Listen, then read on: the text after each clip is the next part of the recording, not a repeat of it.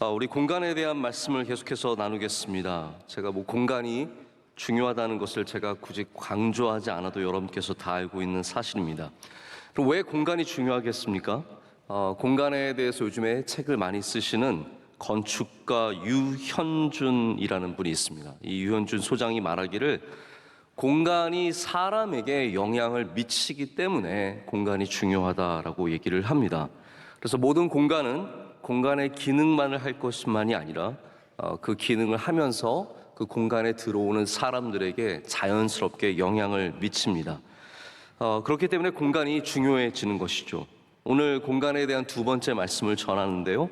오늘 주제는 공간이 갖고 있는 길러내는 힘입니다. 공간이 갖고 있는 길러내는 힘입니다.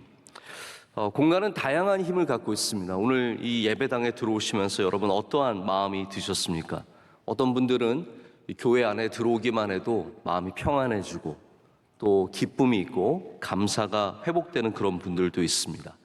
또 우리가 스트레스를 받는 공간들도 있습니다. 거기만 가면 머리가 아프고 힘들고 마음이 복잡한 그러한 공간들도 있습니다. 그래서 어떤 곳에서는 쉼을 얻고 어떤 곳에서는 오히려 마음이 힘들어집니다. 이것은 다 공간이 갖고 있는 힘이 있기 때문입니다. 성도들은 이 하나님이 주시는 공간들, 우리 삶의 다양한 공간 속에서 하나님이 주시는 은혜를 누릴 수 있는 지혜를 가져야 합니다. 특별히 나를 길러내는, 나에게 복이 되는, 나에게 평안과 힘을 주는 공간들을 잘 확보해야 되고, 또 반대로 말하자면 나에게 좀 스트레스를 주고 괴로움을 주고 어려움을 주고 또 때론 나를 죄로 인도하는 그런 공간들은 저희가 조심할 줄 아는 지혜가 있어야 합니다. 공간이 사람을 길러낸다고 말씀을 드렸습니다. 오늘 우리가 말씀 가운데 만난 공간, 이 광야는 하나님께서 하나님의 백성을 길러내기 위해서 지나가게 하신 이 대표적인 훈련의 공간입니다. 광야는 목적이 된 적이 별로 없습니다. 광야는 하나님께 목적이 아니라 항상 중간에 우리에게 주신 단계이며 과정입니다. 오늘 말씀에는 광야를 지나가게 하신 이 모든 시간에 하나님의 뜻과 목적이 있었다라는 것을 우리에게 알려주고 있습니다. 첫째 목적은 2절에 나오듯이 하나님의 말씀을 순종하는 목적입니다. 이 광야는 하나님의 말씀을 순종하게 하는 목적을 갖고 있었고, 두 번째는 3절의 내용에 나오듯이 하나님의 말씀을, 그 능력을 보고 경험하며 말씀을 신뢰하게 하는 훈련이었습니다. 첫 번째 훈련이 순종이라면 두 번째 훈련은 신뢰의 훈련이었습니다. 하나님께서는 이 훈련을 40년 동안 이스라엘 백성에게 주셨고, 또 이스라엘 백성이 하나님의 백성이 되기 위해서 이 과정을 지나가게 됩니다. 자, 하나님의 백성이라고 하는 이 우리에게 주신 자격은 베드로에서 전서에 나오듯이 우리 모두는 하나님의 백성이고 왕같은 제사장이고 주님께 부름받은 사람들인데, 이 백성이라는 것은 태생적으로 준 시민권은 아닙니다. 미국 시민권, 여러분께 잘 아시다시피 미국령 어디에서 태어나도 자동적으로 시민권이 주어집니다. 부모가 한국 사람, 일본 사람, 중국 사람, 어느 나라 사람이어도 그 땅에서만 태어나면 자동적으로 주어지죠. 근데 하나님의 백성이 된다는 것은 절대로 자동적으로 주어지는 혈통적인 문제 혹은 장소의 문제만은 아닙니다. 하나님의 말씀대로 살아가는 사람이 하나님의 백성이 되는 것이죠. 하나님의 말씀대로 살아가는 사람. 근데 그것이 바로 훈련을 통해서, 이 광야의 훈련을 통해서 우리에게 주어진다라는 것입니다. 여러분, 하나님의 말씀대로 어떻게 살아가십니까? 이게 다 광야라는 어려움과 환난과 우리 없음의 훈련들, 이런 훈련들을 통해서 하나님을 믿게 되고 신뢰하게 되고 순종하게 된다라는 말이죠. 지금까지 애굽에서 노예로 살았던 이 사람들이 하나님의 백성이 되는 훈련을 이 광야에서 갖게 됩니다. 하나님께서 광야를 계속 그렇게 사용하셨습니다. 다윗이 광야에서 왕으로 길러졌습니다. 그가 또 나중에 이제 왕의 자리에 오래 앉아 있으니까 저는 그 생각을 해본 적이 있거든요. 압살롬에게 반역을 받아서 쫓겨갈 때 다윗이 또 어디로 갑니까? 또 광야로 가거든요. 유대 광야로 내려가서 거기서 피해 있다가 다시 올라오게 되는데, 하나님께서 다시 광야로 다윗을 보내주셔서 새롭게 깨워주시고 다시 예루살렘으로 불러주셔서 왕위를 무사히 마치게 합니다. 그래서 이 모든 것 가운데 우리가 광야가 훈련의 장소임을 다시 한번 성경을 통해서 확인해 보게 됩니다. 아까 말씀드렸던 유현준 소장이 쓴 2018년도에 쓴 어디서 살 것인가라는 제목의 책이 있습니다. 제가 그때 나왔을 때 마침 한번 읽었었는데요, 제가 굉장히 공감도 하고 또 많이 생각해 보게 되는 것들도 있었습니다. 이 유현준 소장이 그 책의 첫 부분에서 무슨 얘기를 많이 하냐면, 우리 대한민국의 공간들이 너무 전형적인 공간들이 많다는 거예요. 특별히 이 학교의 문제를 지적을 합니다. 특히 우리나라 뭐 초등학교든지 중고등학교 대부분 아마 여러분들이 이런 학교를 졸업하셨을 텐데, 이게 다 양계장처럼 생겼다는 거예요. 학생들을 그냥 집어넣고, 네모 반듯한 공간에 집어넣고 선생님은 앞에서 강의하고 학생들은 앉아서 강의를 듣는 그런 양계장 같은, 공장 같은 곳에서 학생들이 공부를 하고 있다고 하면서 지적하면서, 양계장에서 독수리가 나올 수 없다, 이런 학교에서 창조력을 가진, 창조성을 가진 학생들이 나오기가 참 힘들다라고 하면서 어떤 공간이 주는 한계점을 얘기를 많이 합니다. 그래서 한국이 창조적인 인물들을 길러내려면 이 학교의 구조부터 좀 많이 공간의 변화를 줘야 한다. 왜냐하면 공간이 사람을 길러내기 때문에 좀 변화를 줘야 한다는 얘기를 하는 것을 들어본 적이 있습니다. 여러분, 교회를 한번 그러면 생각해 볼까요? 우리 교회는 사람을 길러내는 곳입니까? 여러분, 그런 곳이 되어야 하지 않겠습니까? 교회가 사람을 길러내려면 우리는 어떠한 공간이 되어야겠습니까? 우리 명성교회가 하나님의 백성을 길러내는 공간이 되려면 그것이 우리에게 주신 분명한 사명인데 어떻게 그 일을 감당할 수 있겠습니까? 저는 바라기는 우리 명성교회가 광야같이 하나님의 말씀이 살아있고, 할렐루야, 역사하고 능력을 보여주고 이 말씀에 순종하고 신뢰하며 따르는 백성들을 길러내는 그런 좋은 공간이 되어야 할 줄로 믿습니다.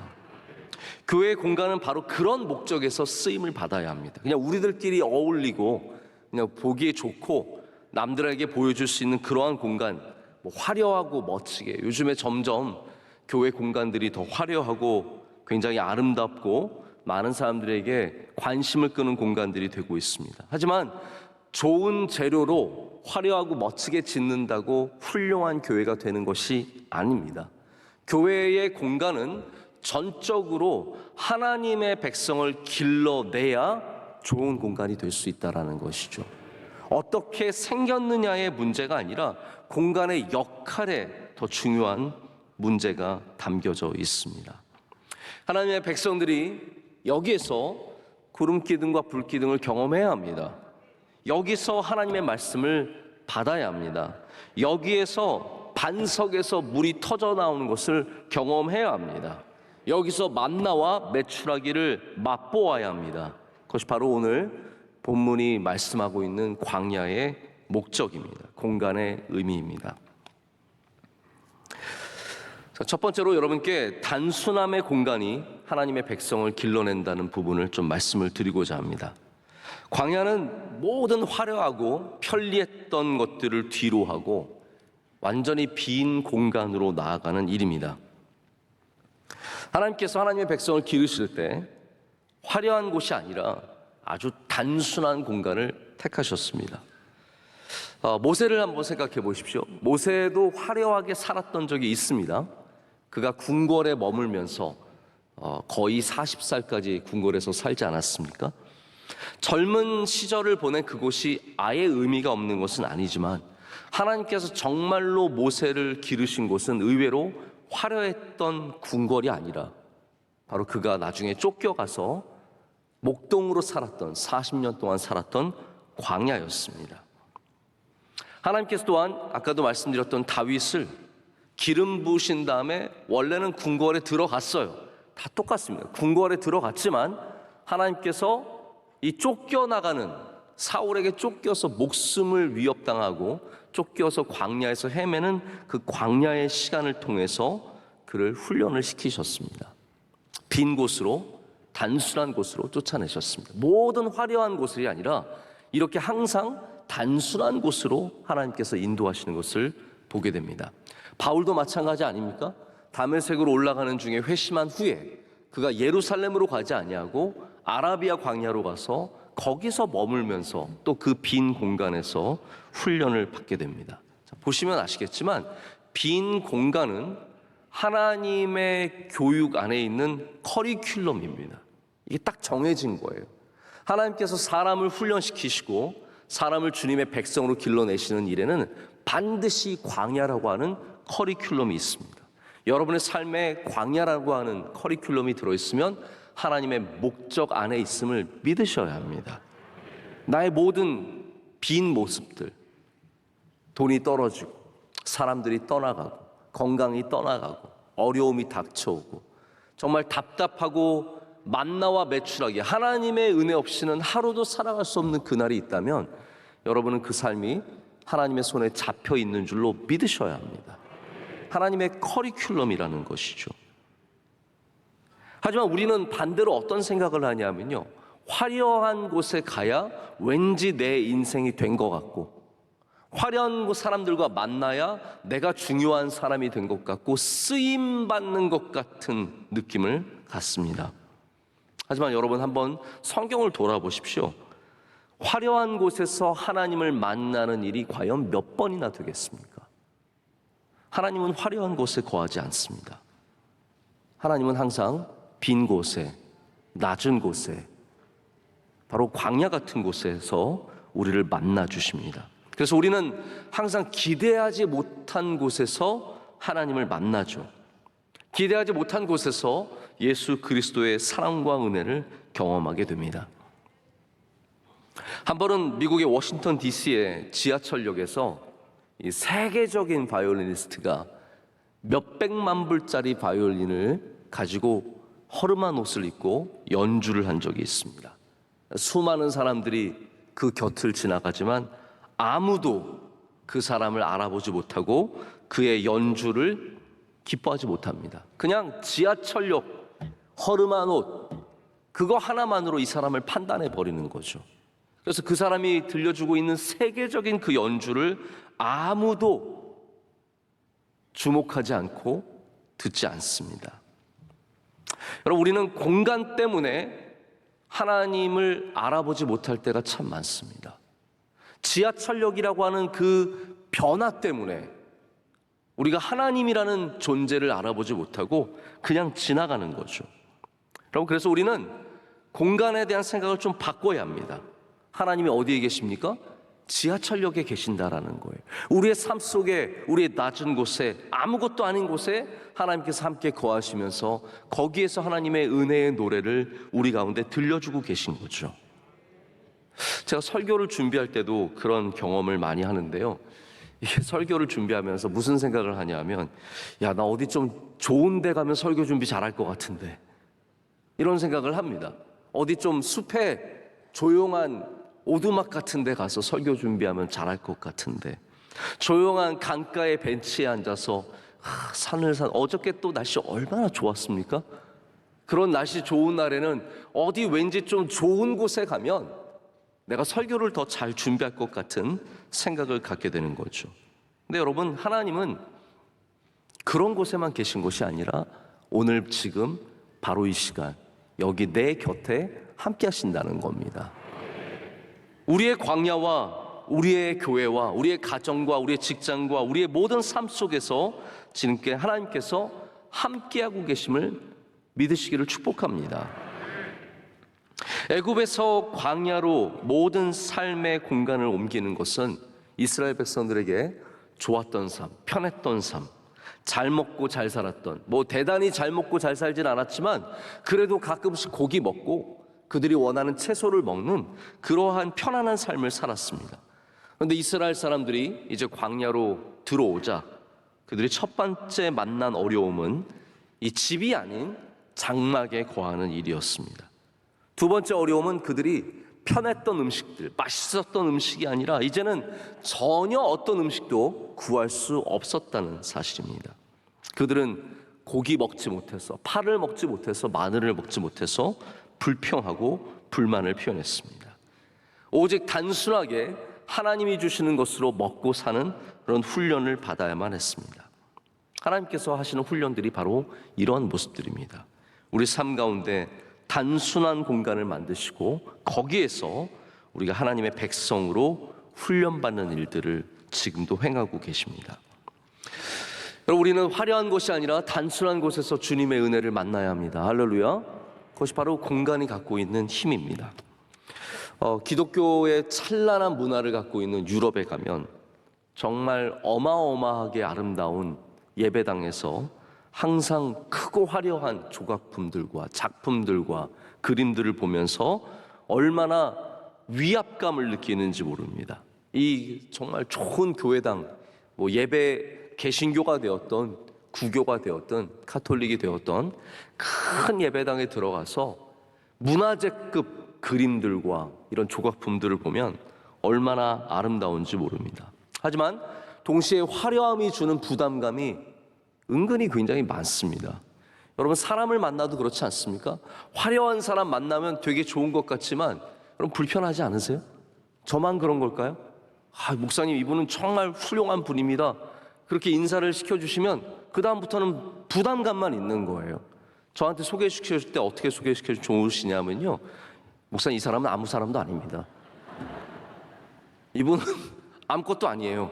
이렇게 소개시켜 주시면 굉장히 편하게 만날 것 같아요. 목사님, 이분은요 집안이 어떻고요, 훌륭하신 분이시고 돈이 많으시고 아는 사람이 많고 멋집니다. 그러면 만날 때부터 주눅 들고 힘든 거죠. 여러분, 화려한 것 우리에게 평안을 주지 못합니다. 아름다운 것 우리를 키워줄 것 같지만 거기서 우리가 영원히 커가는 게 아닙니다. 오히려 반대로 우리가 단순하고 조용하고 아주 심플한 곳에서 오히려 우리 영혼이 살아나고 성장하고 발전하는 것을 보게 됩니다. 자, 몇 년 전에 헝가리에 가게 될 일이 있었는데 우리 선교사님이 계시고 거기 우리 협력하는 교회가 있어서 방문을 하게 되었습니다. 근데 가는 길에 직항이 없어서 이제 프라하라는 곳에 제가 처음으로 이제 방문을 해본 적이 있습니다. 내려서 다음 날 저희가 비행기 타고 다시 옮겨가게 되었는데요. 프라하가 가보니까 정말 아름답더라고요. 많은 사람들이 얘기하는 것처럼 정말 아름답더라고요. 그런데 저의 기억에 가장 남은 곳은 많은 사람들이 좋아하는 프라하 성이나 이런 곳이 아니라 거기에 있었던 교회였습니다. 얀 후스라고 하는 분이 마틴 루터가 종교개혁을 하기 딱 100년 전에 종교개혁을 시도했던 사람입니다. 그래서 우리가 생각하기에는 마틴 루터가 전부지만 사실은 종교개혁은 많은 이러한 앞선 사람들이 있은 후에 맺혀진 열매입니다. 얀 후스는 이 프라하에서 베들레헴이라고 하는 체플을 세운 다음에 거기서 목회를 했고 종교개혁, 이 구교의 어떤 잔재들, 또 잘못된 예배의 모습들 이런 것들을 제거하면서 이미 종교개혁을 시도했는데 안타깝게도 그것이 죄목이 되어서 화형을 당했습니다. 그래서 그가 죽으면서 100년 뒤에 백조가 나타날 것이다 라고 하면서 예언을 했는데 바로 마틴 루터가 종교개혁을 하게 되죠. 이분이 섬겼던 베들레헴 채플, 지금 처음 베들레헴 채플은 사라졌지만 여전히 얀 후스를 기념하면서 베들레헴 교회가 세워져 있습니다. 그 공간에 들어가면 그 어떠한 프라하에 있는 성당, 어떠한 교회보다도 아무것도 없는 정말 초라하고 볼품없는 내부가 펼쳐집니다. 작은 문을 통해서 들어가면 큰 공간이 나타나게 되는데 그 공간의 벽에는 아무것도 없습니다. 그냥 이렇게 회가 칠해진 누런 벽이 있습니다. 그리고 그 위에 성경 말씀과 찬송가 이런 것들만 적혀 있고 아주 심플한 공간이 열립니다. 저는 어떠한 아름다운 성전보다도 그 베들레헴 채플에서 많이 은혜를 받고 위안을 받고 영혼이 살아나는 것을 경험한 적이 있습니다. 여러분, 하나님의 방향을 꼭 생각해 보시길 바랍니다. 하나님의 방향은 화려함에서 단순함의 방향입니다. 근데 우리의 방향은 반대죠. 단순함에서 화려함. 어떻게 하면 점점 채워지는 화려한 삶으로 나아갈까를 고민하게 됩니다. 여러분, 여러분의 삶의 공간이 너무 화려해지고 또 여러분의 힘이 강해지고 그리고 좋은 것이 많아질수록 우리는 의도적으로 하나님이 거하시는 빈 공간을 우리 삶에 확보해야 합니다. 하나님께서 우리를 깊이 만나 주시는 곳이 어디냐? 하나님의 말씀에 훈련을 주시는 곳이 어디냐? 바로 없음의 공간, 빈 공간이기 때문입니다. 여러분의 삶에 빈 공간이 있으십니까? 단순한 공간이 있으십니까? 여러분, 이런 공간들을 꼭 만들어 가시기를 축복합니다. 제가 며칠 전에 한 병원을 방문하게 되었습니다. 제가 한 달여 전부터 좀 속이 불편해서 약을 먹고 있었는데 계속해서 똑같은 증상이 있어서 제가 오래전부터 다니고 있는 병원이라서 우리 집사님 병원을 가게 됐어요. 병원이 잘 되더라고요. 이게 참 좋은 건지 나쁜 건지 잘 모르겠어요.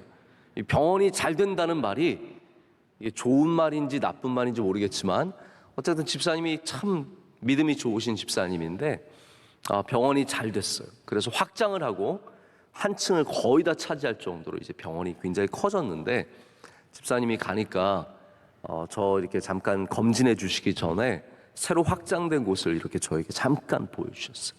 보여주시는데 참 감동이 되었던 것은 저 중요한 자리, 그 자리에 기도실을 만들었더라고요. 기도실을 만들어서 그곳은 직원들과 우리 원장님이 함께 늘 때만 되면 시간만 있으면 와서 기도하는 곳이었어요. 물론 당연히 뭐 별 볼품 없죠. 대단하지 않죠. 그런데 성경책 있고 십자가 있고 우리 선교사님들 이름 쫙 있고 그래서 보면서 기도하는 공간을 만들어 주셨는데 제가 그 공간을 보면서 마음에 참 큰 울림이 있었습니다.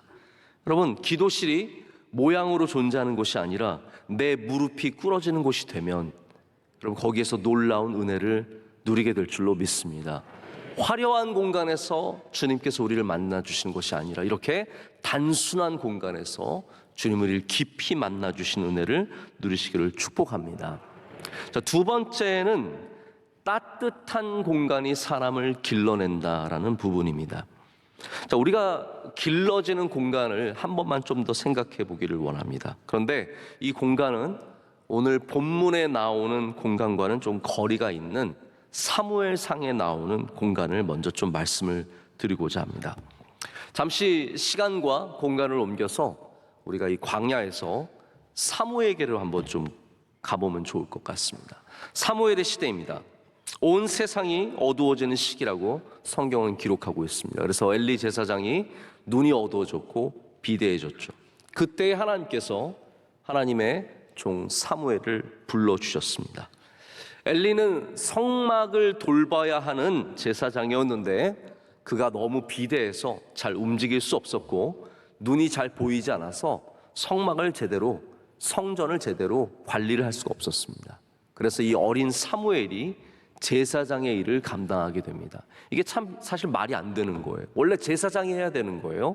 그런데 홈리와 비느하스도 보면은 그들이 부지런하게 하나님께 올려드리는 제사의 좋은 고기는 빼앗아서 먹었지만 성전을 돌보는 하나님의 공간에는 관심이 없었습니다. 여러분, 이게 참 중요한 문제 아니겠습니까?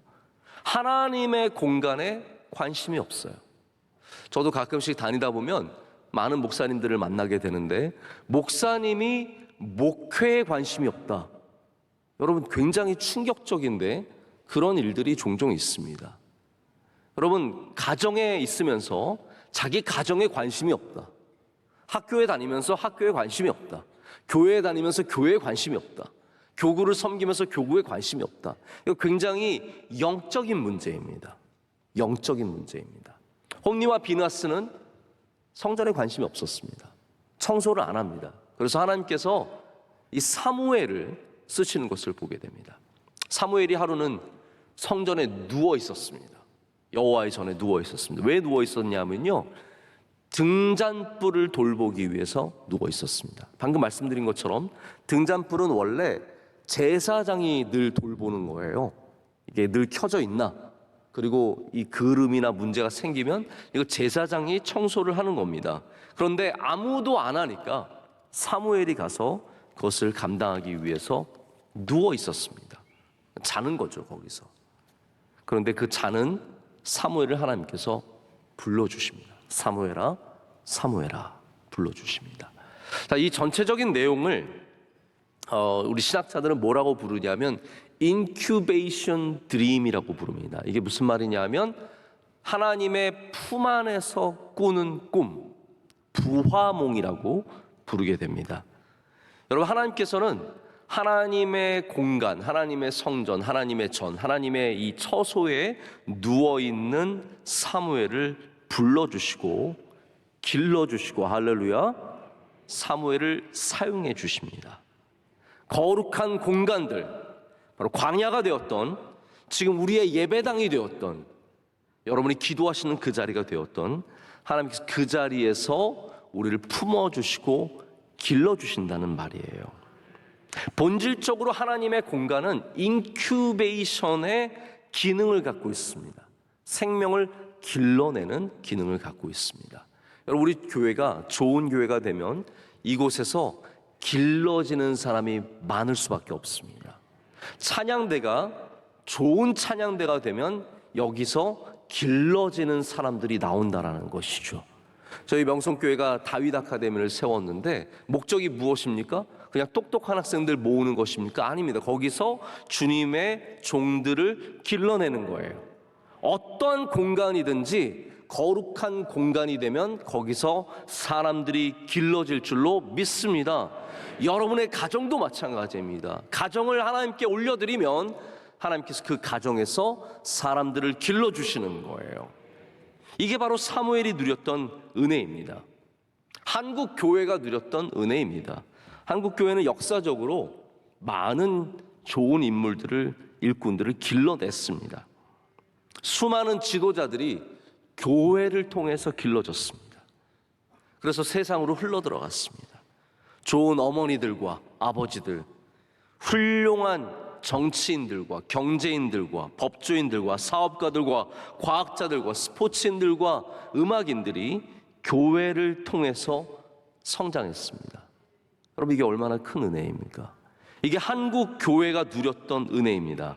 그런데 여러분, 요즘에는 사람들이 어디서 길러집니까? 사람들이 생각하기를 교회에서 큰다는 마음 아예 자체가 없습니다. 대부분의 사람들은 벤처 센터에 가서 길러지는 줄 알고요, 명문대에 가야 내가 길러진다고 생각을 하고 공유 오피스, 세상의 어떠한 그런 곳으로 가서 길러진다라고 생각을 하게 됩니다. 교회가 기능을 잃어버렸습니다. 사람을 길러내는 기능을 너무 많이 잃어버렸습니다. 여러분, 우리는 다시 그 기능을 되찾아야 합니다. 여기가 바로 사무엘이 누워있는 곳같이 되어서 여기서 사람들이 길러지는 은혜를 누려야 한다는 것이죠. 제가 전에도 한번 이런 말씀 드린 적이 있는데요, 인큐베이터의 핵심적인 기능은 온도입니다. 온도. 저는 인큐베이터가 사실 대단한 어떠한 복잡한 기능을 갖고 있는 줄 알았어요. 저희 둘째가 인큐베이터에서 3달가량 있었기 때문에 제가 그걸 잘 알거든요. 많이 봤거든요. 항상 가서 보게 되면 인큐베이터가 대단한 기술처럼 보였는데 알고 봤더니 인큐베이터가 굉장히 단순한 기능입니다. 한마디로 말하자면 우리가 계란을 온도를 유지해서 병아리게 되게 하는 것, 부화기라고 부르지 않습니까? 그게 인큐베이터예요. 단순한 겁니다. 온도만 적절하게 유지하면 아이들은 그 안에서 성장하게 되어 있다는 거죠. 핵심적인 것이 온도입니다. 일관적인 온도. 그리고 광야, 다시 광야로 한번 돌아와 볼까요? 우리는 광야가 늘 그냥 넓은 공간이기 때문에 펼쳐진 공간이라고 생각하지만 사실 성경의 말씀을 보면 하나님께서 이스라엘을 품어주신 공간이 광야입니다. 똑같아요. 하나님께서 이스라엘을 뜨겁게 따뜻하게 품어주신 공간이 바로 광야라고 얘기합니다. 모세가 고별사를 전한 곳이 신명기 32장입니다. 여기서 모세가 뭐라고 광야에 대해서 얘기하냐면 10절부터 12절까지 제가 읽어드릴게요. 여호와께서 그를 황무지에서 짐승이 부르짖는 광야에서 만나시고 호위하시며 보호하시며 자기의 눈동자같이 지키셨도다. 마치 독수리가 자기의 보금자리를 어지럽게 하며 자기의 새끼 위에 너풀거리며 그의 날개를 펴서 새끼를 받으며 그의 날개 위에 그것을 엎는 것 같이 여호와께서 홀로 그를 인도하셨고 그와 함께한 다른 신이 없었도다. 아멘. 한마디로 말하자면 독수리가 그 둥지 위에서 그 날개를 이용해서 새끼를 품듯이 하나님께서 광야에서 이스라엘 백성을 품어주셨다라는 거예요. 여러분, 모든 거룩한 공간은 주님께서 우리를 품어주시는 곳입니다. 바로 그곳에 가면 우리는 나음을 얻게 되고 주님의 말씀의 위로를 받게 되며 그리고 상했던 우리들이 다시 주님 안에서 회복되는 은혜를 누리게 될 줄로 믿습니다. 광야는 하나님께서 이스라엘 백성을 따뜻하게 품어주신 곳입니다. 거기서 하나님의 백성으로 길러주셨습니다. 여러분, 우리가 해야 하는 일이 무엇입니까? 우리가 해야 하는 일이 바로 이 거룩한 공간, 하나님의 공간을 따뜻하게 주님의 말씀으로 채우는 일인 줄로 믿습니다. 우리의 다음 세대가 여기서 사무엘처럼 성장하려면, 우리가 하나님의 백성으로 변화되기 위해서는 바로 이곳을, 우리의 삶의 자리를 끊임없이 주님의 말씀으로 채워야 할 줄로 믿습니다. 여러분, 교회가 언제 힘을 잃어버립니까? 교회가 기득권을 가지고 따뜻함 없이 정죄함만 갖게 되면, 차가워지면 교회는 힘을 잃어버리게 되어 있습니다. 여러분, 이것을 꼭 기억해 주시기를 부탁드립니다. 교회가 끊임없이 정죄하고 하나님의 백성들을 길러내는 것보다 그냥 여기 있는 기득권을 지키는 것으로 나가면 교회는 점점 차가운 곳으로 변화되게 되어 있고 거기서는 절대로 사람들이 길러질 수 없습니다. 여러분, 가정도 마찬가지 아닙니까? 따뜻한 가정에서 아이들이 길러집니다. 따뜻한 가정. 차가운 가정에서 사람들도 나와요. 가만히 생각해보세요. 차가운 가정, 엄마가 완전 몰아세워서 공부시키고 훈련시켜서 아들이 변호사 되고 의사 되었어요. 물론 그렇게 됩니다. 될 수 있습니다. 차가운 가정에서도 유명한 사람 나올 수 있어요. 근데 문제는 뭐냐면 좋은 사람을 만들어내는 것은 정말로 어렵습니다. 좋은 직업을 가진 사람을 될 수 있어도 차가운 가정에서 좋은 인격과 신앙을 가진 사람이 나오기가 정말로 어렵습니다. 여러분, 여러분의 가정이 따뜻한 곳 되시기를 축복합니다. 우리 명성교회가 따뜻한 교회가 되기를 원합니다. 그러려면 여러분, 우리는 여기에 오는 사람을, 광야 같은 이곳에 오는 사람을 주님의 말씀으로 품어줘야 합니다. 주님의 사랑과 은혜로 품어줘야 합니다. 그럴 때 여기에서 수많은 앞으로의 이스라엘의 백성들, 하나님의 백성들, 사무엘 같은 주의 종들이 나오게 될 줄로 믿습니다. 여러분이 사무엘이 또한 되셔서 하나님의 전에 불이 꺼지지 않도록 지키는 일을 감당해야 합니다. 여기에 불이 꺼지지 않도록 기도하고 이곳을 밝힐 때 이곳이 따뜻한 곳이 되어서 수많은 사람들이 주님의 백성들로 길러질 줄로 믿습니다. 말씀을 맺겠습니다. 우리는 소멸하는 것과 번성하는 공간을 잘 분별해야 합니다. 모든 것이 다 좋은 것이 아닙니다. 어떤 곳은 우리를 살아나게 합니다. 할렐루야. 어떤 곳은 우리를 점점 죽여갑니다. 내가 거기서 기쁨을 누리고 즐거움을 누리고 친구들을 만나고 잘 살고 있는 것 같지만 점점 나의 영혼은 그곳에서 죽어갑니다. 반대로 광야는 힘들고 어렵고 비어서 답답하지만 그것이 우리를 살리는 공간이 됩니다. 인큐베이터의 역할을 감당하게 됩니다. 여러분, 바라기는 우리 명성교회가 여러분의 영혼이 살아나고 길러지고 수많은 앞으로의 사무엘이 나오는 영적인 인큐베이터가 되기를 소망합니다. 여러분, 날마다 주님께 나아가서 그 빈 공간에서 주님의 말씀의 은혜를 경험하는 여러분 되시기를 축복합니다. 기도하시겠습니다. 하나님 아버지, 감사합니다. 주님의 크신 은혜로 주님의 귀한 전에 나와서 예배하게 하심을 감사합니다. 하나님, 우리가 이곳을 사랑함은 여기가 화려해서가 아니라 주님께서 여기에 계시기 때문입니다. 하나님, 이곳에 주님을 만나기 위해 나온, 주님께 예배하기 나온 모든 주의 성도들을 기뻐 받아 주시옵고 하늘의 복과 하늘의 은혜로 채워 주시옵소서. 하나님, 따뜻하게 우리를 맞아 주시옵소서. 죽어가던 영혼들이 살아나게 하여 주시고, 하나님, 절망과 답답함 속에 머물던 자들이 주님을 만나 새 소망과 새 기쁨으로 나아가게 될 줄로 믿습니다. 우리 명성교회가 영원토록 하나님의 백성들을 길러내는 귀한 교회가 되게 하여 주시옵소서. 예수님의 이름으로 기도드립니다. 아멘.